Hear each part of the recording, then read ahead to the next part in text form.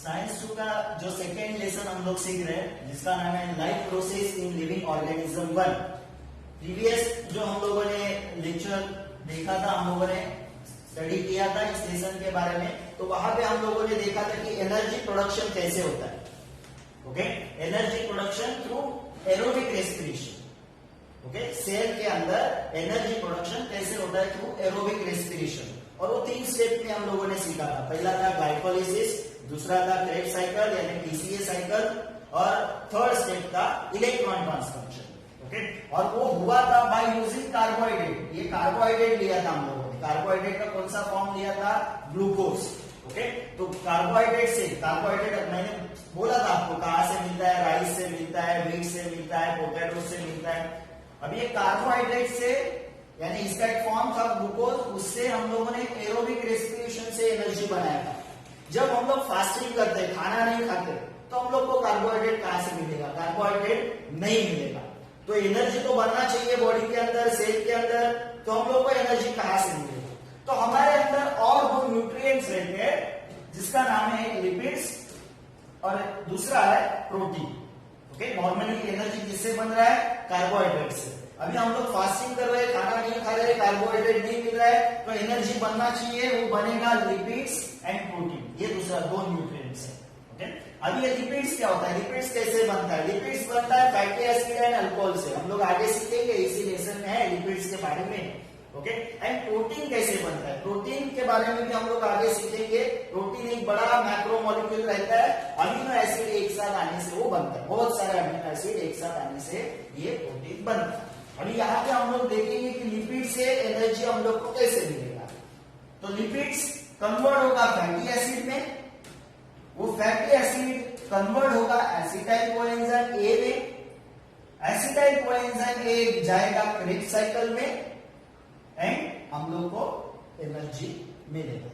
ये प्रोसेस उसमें नहीं होती, ग्लाइकोलिसिस वगैरह नहीं होता, डायरेक्ट जाएगा वो एसिटाइल कोएंजाइम में। सेम में प्रोटीन, प्रोटीन अगर डिकम्पोज होता है, ब्रेक होता है, तो बनेगा अमीनो एसिड, अमीनो एसिड से बनेगा एसिटाइल कोएंजाइम ए, और वो क्रेब्स साइकिल के अंदर जाएगा और क्या होगा? उसका एनर्जी प्रोडक्शन होगा। ये हो गया एरोबिक रेस्पिरेशन से। पहला हम लोगों ने ये देखा था कार्बोहाइड्रेट यानी ग्लूकोज से। उसके बाद अगर ये हम लोग नहीं कंज्यूम कर रहे, खाना नहीं खा रहे, तो इससे एनर्जी हम लोग को मिलता है। अब ये चार्ट आपको एग्जाम में आता है, कभी कभी यहाँ पे फिगर्स देते हैं, वो फिल करने के लिए आता है। कभी कभी ये चार्ट का जो ये सीक्वेंस है, वो सीक्वेंस अलग करके देते हैं और वो आपको सीक्वेंस वाइज लगाने के लिए बोलते हैं। कभी कभी ये उल्टा सीक्वेंस देते हैं और सीधा करने के लिए बोलते हैं। तो ये बहुत इंपॉर्टेंट है एग्जाम के लिए। दूसरा अभी हम लोग देखेंगे एनएरोबिक रेस्पिरेशन। रेस्पिरेशन 2 तरीके का होता है, एरोबिक एंड एनएरोबिक। एरोबिक में ऑक्सीजन इन्वॉल्व रहता है, एनएरोबिक में ऑक्सीजन इन्वॉल्व नहीं होता। ओके, अब ये एनएरोबिक रेस्पिरेशन कब होता है? तो मोस्ट ऑफ द बैक्टीरिया जो रहते हैं वो एनएरोबिक रेस्पिरेशन करते हैं। और कब होता है?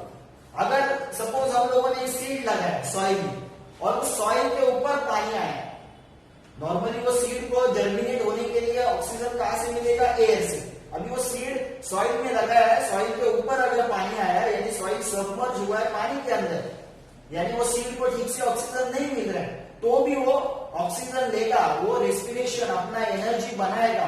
कैसे? एनएरोबिक तरीके से। यानी अगर सॉइल सबमर्ज है, सॉइल सीड सबमर्ज है इन वाटर।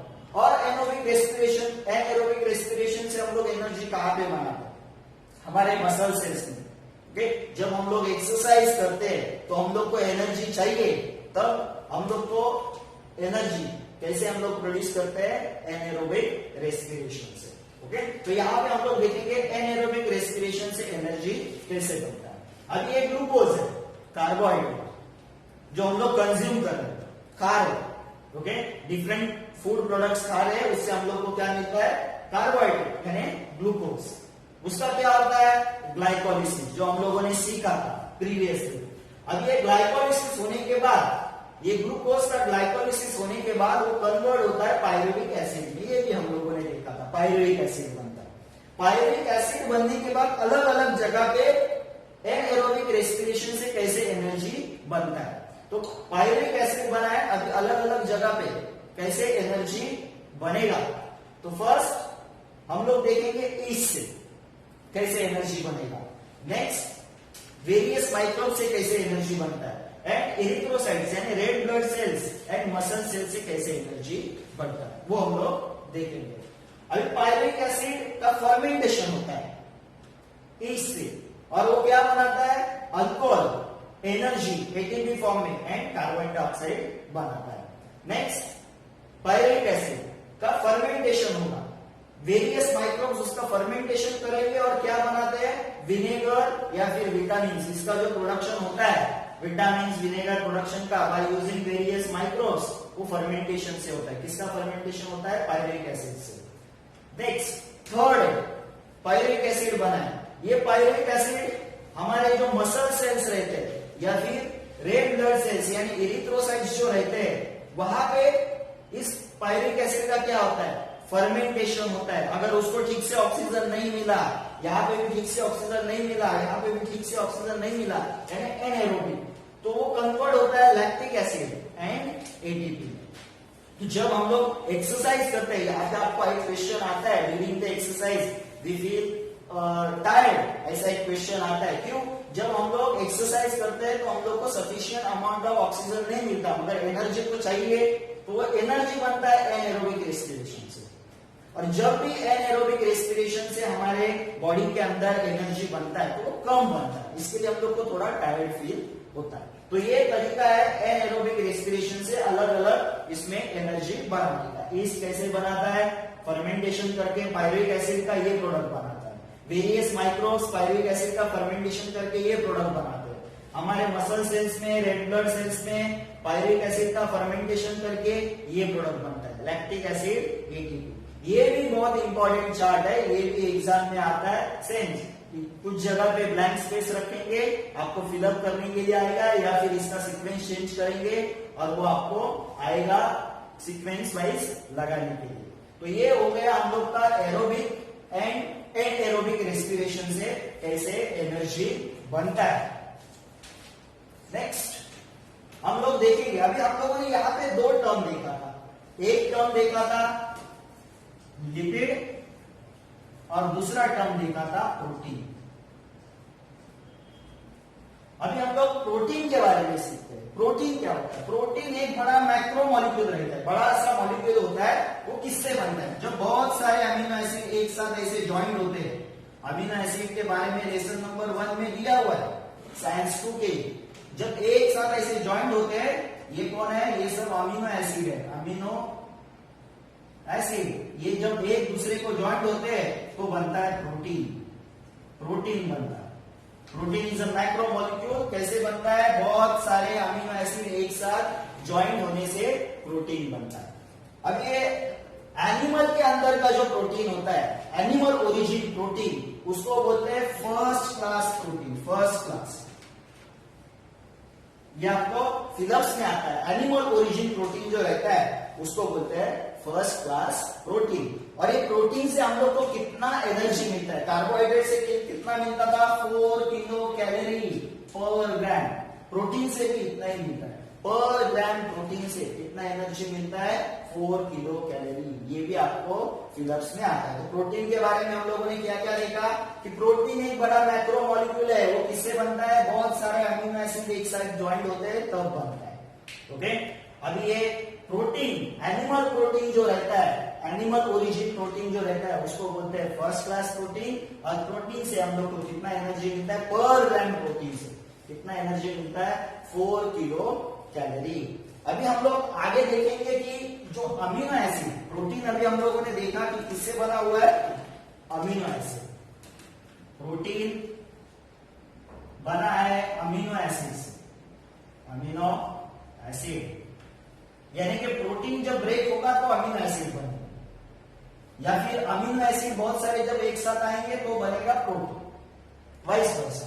ओके, अभी ये डिफरेंट अमीनो एसिड से हमारे बॉडी के डिफरेंट पार्ट में कैसे कैसे प्रोटीन्स बनते हैं, वो अभी हम लोग यहाँ पे देखेंगे। ये भी इंपॉर्टेंट क्वेश्चन है, वो आपको एग्जाम में 3 मार्क्स के लिए, कभी कभी 5 मार्क्स के लिए भी पूछ सकते हैं। ओके, तो या फिर को रिलेशन में आता है, कौन से अमीनो एसिड से हमारे बॉडी में कहाँ कहाँ पे कौन कौन सा प्रोटीन बनता है, तो ये अभी हम लोग उसको यहाँ पे देखेंगे। ओके, तो फर्स्ट है बॉडी पार्ट, और यहां पे हम लोग देखेंगे लोकेशन।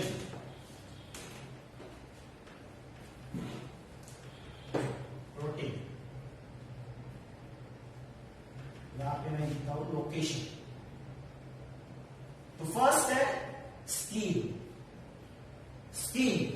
स्किन के अंदर अमीनो एसिड से कौन सा प्रोटीन बनता है? एक है मेलानिन और दूसरा है केराटिन। कौन से दो बनते हैं? Melanin and keratin. मेलानिन आपको पता है, मेलानिन से जो हम लोग के बॉडी को कलर आता है, ओके, वो आता है मेलानिन से। केराटिन क्या होता है? जो हम लोग के नेल्स है, हेयर्स है, ओके, वो जो ग्रो होते हैं वो केराटिन से। ओके, तो अमीनो एसिड से स्किन के अंदर कौन सा प्रोटीन बनता है? ये। नेक्स्ट लोकेशन है बोन। बोन में ऑसिन नाम का एक प्रोटीन रहता है, जो क्या करता है? ऑसिन नाम का प्रोटीन बोन को स्ट्रांग बनाता है। बोन को क्या बनाता है? स्ट्रांग। थर्ड है पैंक्रियाज नाम का प्रोटीन है। सॉरी, पैंक्रियाज हम लोग का एक ऑर्गन है, उसके अंदर अमीनो एसिड से कौन से प्रोटीन बनते हैं? एक है इंसुलिन और दूसरा है ट्रिप्सिन। अभी इंसुलिन तो पता है, इंसुलिन क्या करता है? ब्लड में शुगर का लेवल कंट्रोल करता है। और एक ट्रिप्सिन क्या करता है? ट्रिप्सिन डाइजेस्टिव प्रोटीन है, डाइजेशन में हेल्प करता है। ओके, तो फर्स्ट स्किन के अंदर ये वाले प्रोटीन्स बनेंगे, बोन के अंदर अमीनो एसिड से ये वाला प्रोटीन बनता है, पैंक्रियाज के अंदर इंसुलिन एंड ट्रिप्सिन। इंसुलिन है जो ब्लड में ऑक्सीजन का शुगर का लेवल कम करता है, यानी डायबिटीज पेशेंट में ये इंसुलिन बहुत अच्छा रोल निभाता है। और एक ट्रिप्सिन है जो है डाइजेस्टिव प्रोटीन। फोर्थ है पिट्यूटरी ग्लैंड। अब ये पिट्यूटरी ग्लैंड किधर होता है? ये होता है at the base of brain के थोड़ा नीचे बेस पे ये पिट्यूटरी ग्लैंड होता है। ओके, और ये क्या बनाता है? डिफरेंट हार्मोन्स बनाता है। पिट्यूटरी ग्लैंड क्या बनाता है? Different hormones by using amino acid. Next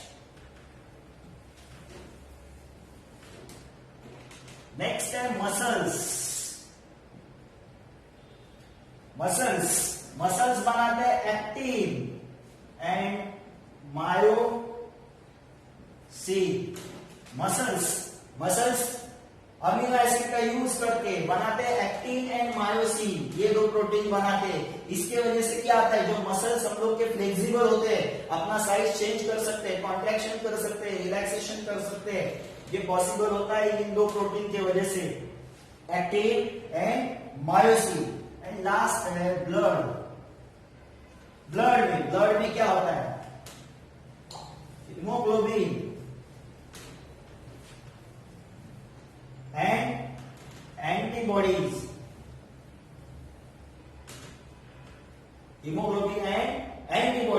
अभी हीमोग्लोबिन की जरूरत क्यों होती है? हीमोग्लोबिन क्या करता है?